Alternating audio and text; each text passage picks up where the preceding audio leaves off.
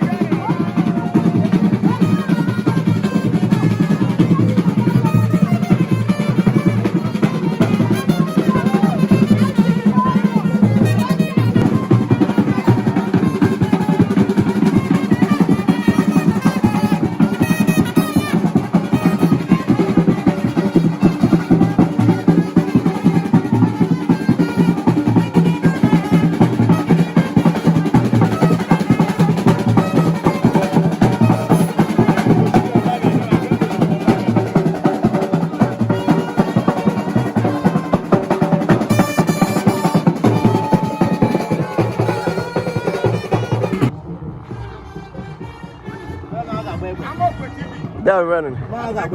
They're running. They're running. They're running. They're running. Darling.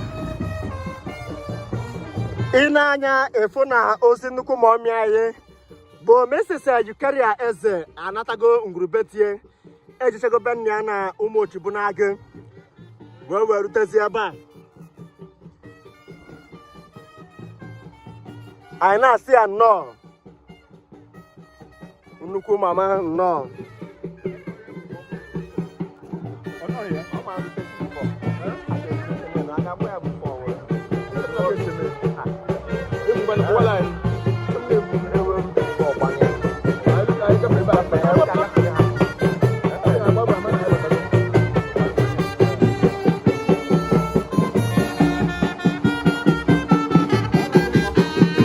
This is a traditional practice of burial in Igbo land.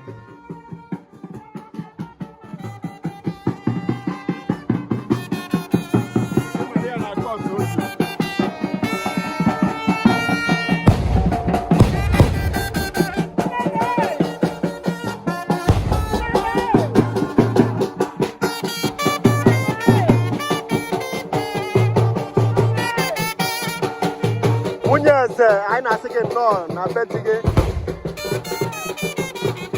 unu ga hunu kwa dia nwanyị na nwa nwoke anyị na ebe a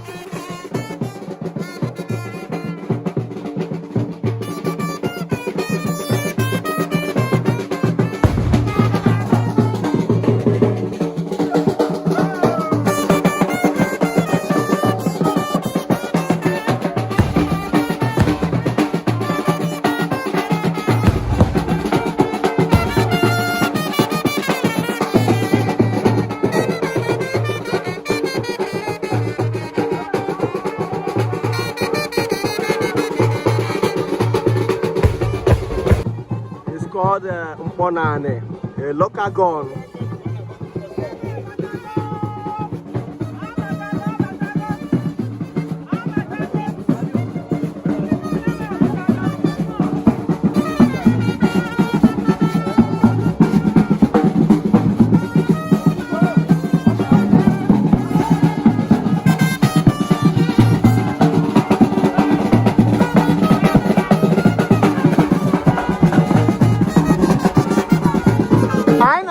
No, Nukuanye. Mommy, Jen Goma. Munya is a Jen Goma. Ungaho Ajama. Ungaho Be. Oh, Makai and also.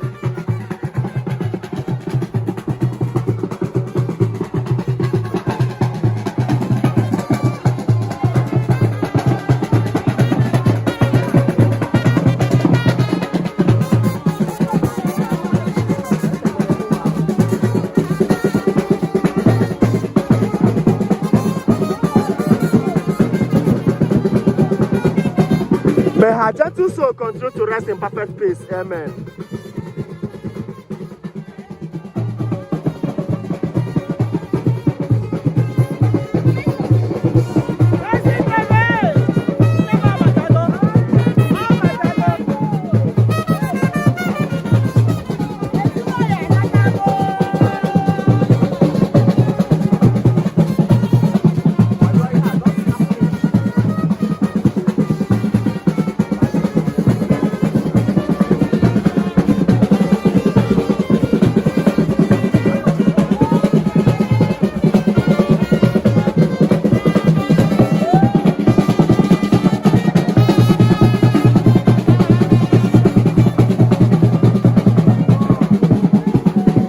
The arrival of the corpse.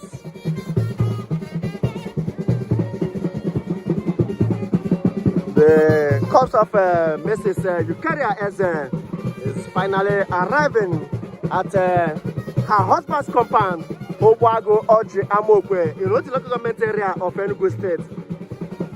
We are telling her welcome as she journeys to Great Beyond. Mama Jane Koma, Elzin Jane Koma, Nukuwanye.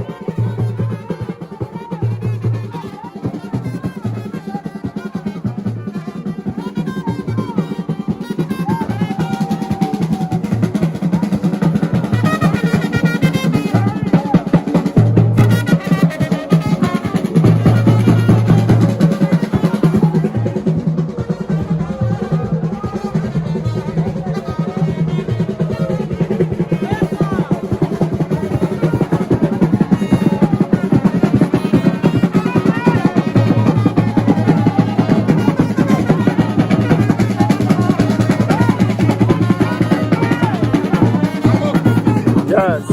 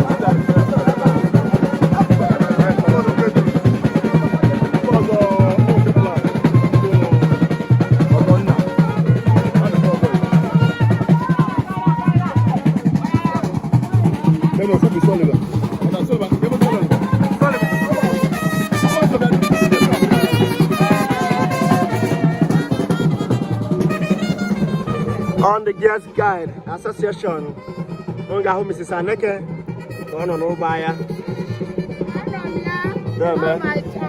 Deme.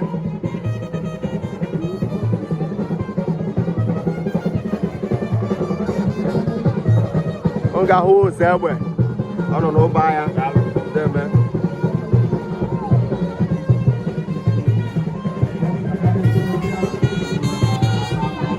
Yes, and I see a drink, Oma.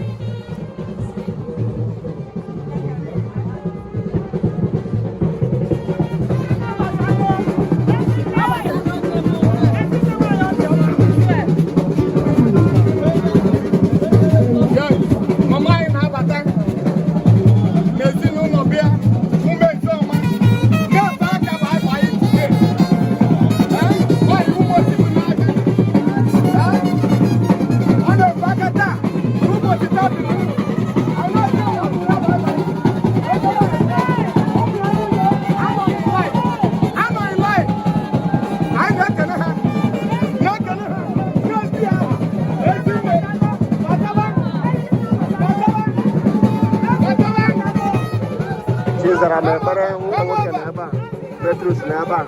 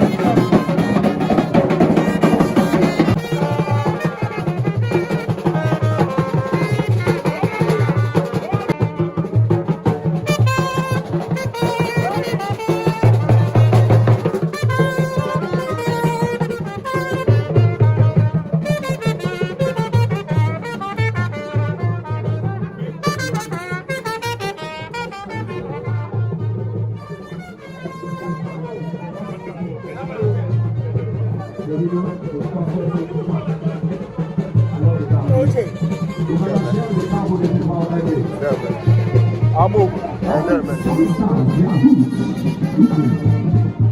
know, I'm a selection. I'm not there now. Thank you. And people are going to have a far. Yes. Orji now. Orji, I'm a tango. Orji, be here back at Anwa. Orji, Daro, no. Yana Amokwe TV. I follow no. Honorable Chupebuka, you're highly welcome. MC Okura Nekedege, the seal of Orji Amokwe. I didn't know. Is he boy? No. Orji, no. Hey, no, is he boy? Everybody black, no. Hey, thank you very much. I feel like I need to say, all we get every day. No. Orji, no. Orji,